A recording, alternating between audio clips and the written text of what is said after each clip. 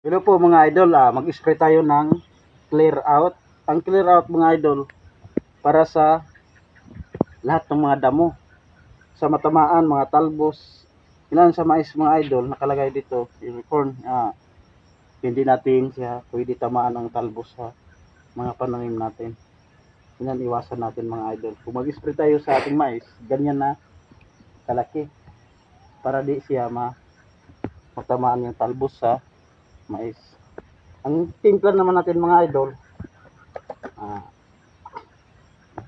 ito mga idol, wag natin kalimutan mga idol, ang aking YouTube channel, Farmers Vlog, ang aking Facebook page ay Jimboy Vlog. Ang timpla natin mga idol, isang latang sardinas.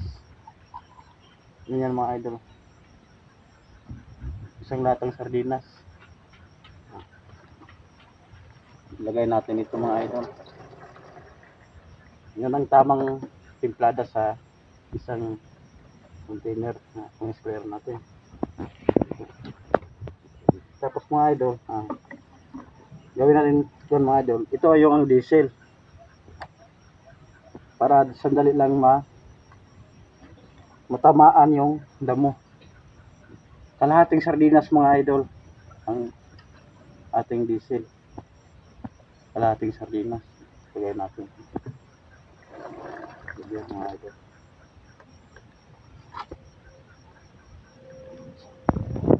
Kayo mga farmers, ganyan ang mga tirada natin sa mga pananim natin. Kahit anong gulay, pwede natin, pero di natin tamaan yung talbos sa ating mga pananim.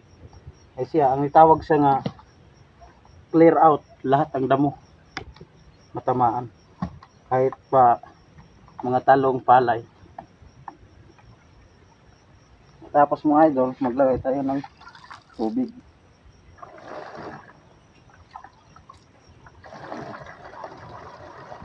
Ang mga ganito ka laki mga idol, ano siya? Anim na tabo, anim na tabo ganito sa isang container yun. Hello mga idol, huwag niyo kalimutan ang aking Facebook page, Jimboy Vlog, ang aking YouTube channel, Farmers Vlog.